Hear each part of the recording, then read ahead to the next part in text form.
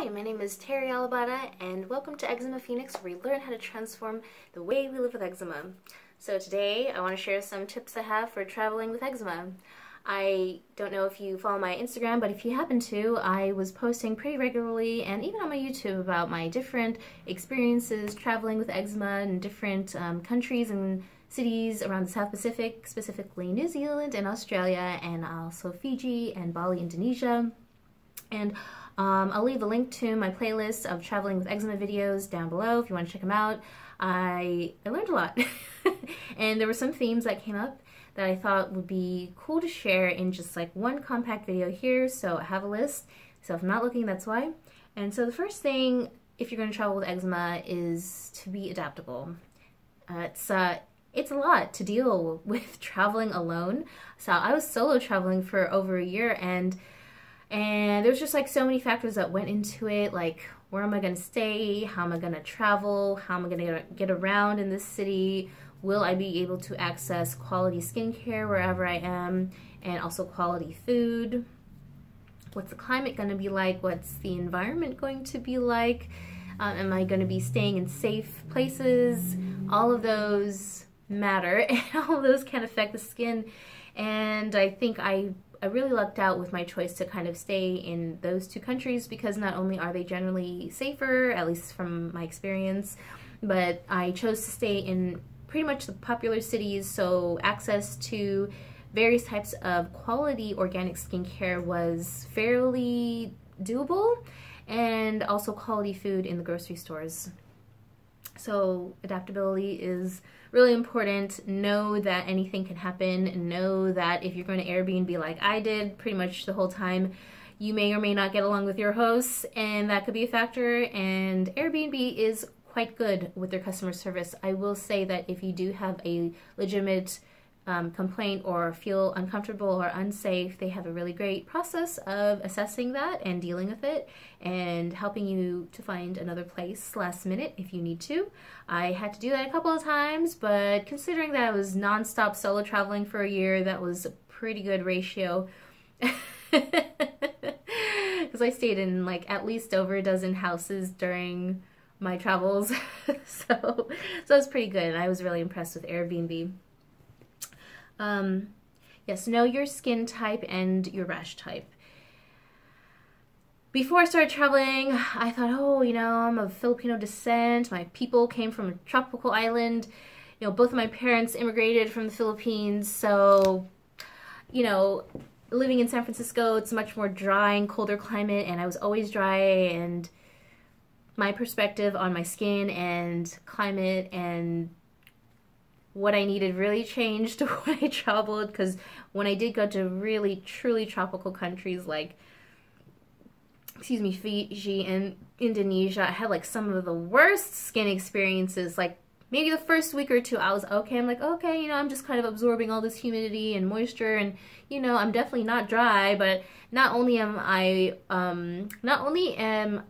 having more humidity and moisture, which I had wanted before traveling, but there's a lot of heat and a lot of sweating, and sweating makes me itchy, and that was uncomfortable. And I also developed candida, and the heat, humidity, high sugar carb intake from the touristy food that was available, and the fried fatty food, all of that created an environment for candida infections to happen. I got all this kind of prickly heat rash, and eating sweet things, anything with sugar, just became like a situation, and that was a learning experience. I actually started to crave drier, colder weather after a while. Traveling will teach you a lot about yourself. It will teach you about your limits quite a bit. And so now I know that I do like some humidity, but not to the level of tropical. Not to the level of my ancestors like I thought I would.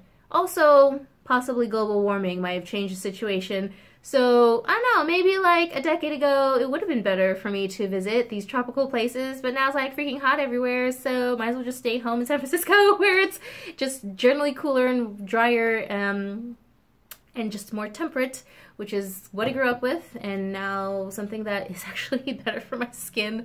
How ironic, you know, just coming full circle. You know, I escaped I left home to try to find a better place to live, and in the end, the best place for me to live is home. There you go. Irony is a cruel teacher, but there it is. So, countries with Western culture, like Europe and Australia, New Zealand, the United States, Canada. As far as I know, it's easier to find options, but that could be just very subjective, to find the options that I want in terms of, like I said, skincare or food options. I grew up in Western culture, so that was comforting for me, and that was like one less stressful thing to worry about, because although I was solo traveling all over these two countries, at least I kind of knew what kind of options and selections I would have. I think that if I went to, like, I think, look, even just visiting like Fiji and Bali, Indonesia, were kind of culture shocks for me, even though I really look like the locals. That was another interesting experience. Might save that for my personal YouTube channel one day, but it really was nice to be mostly in New Zealand and Australia that pretty much had the similar types of skincare products and food options that I grew up with and that I had been used to having. So that is something to consider if you're traveling. Let's see. Touristy food is generally unhealthy. I mean, it just is, no matter where you go, even in another Western country. It's nice to be able to really explore, get into like the neighborhoods. That's why I liked Airbnb, because I got local tips. I got local recommendations for local places to eat, and those places usually had better, more affordable options on top of healthier options. And if I just stayed in like the main downtown central areas, or they call it CBD, maybe I think it was like central business districts, in the other countries that I visited, they were just touristy food, and that's full of sugar and mostly fried things and not as much fresh organic options. And if there were, they were kind of like super expensive. So I think that's another reason why I really liked Airbnb. Although sometimes the host situation was questionable, and I wish Airbnb had like a better way of qualifying a host and a guest in terms of our personalities and whether or not we would, live well together. It's a whole nother like stress factor. The convenience of the local tips and recommendations really took away a lot of stress. Sanitation can be tricky in a tropical country. I got sick in Bali, Indonesia, and I was in the part of Bali that's more developed, more westernized, Ubud. Ubud does have a lot of good vegan options, but as beautiful and pleasant as it was, as great as the customer service was, although I made a lot of friends there and whatnot, it just wasn't as sanitary. I don't think those standards were as strict as I'm used to in the Western world, and I felt like that made it easier for me to get sick. I got like a horrible cold that like wiped me out for my second week in Bali. I was only there for 3 weeks. That's about all I could handle. Yeah. So, I think if I were to travel in a place like that again, I would have like my DIY Stupid Easy anti-itch spray, like a bottle of that available. Sorry, I see a bug right now. Oh my gosh.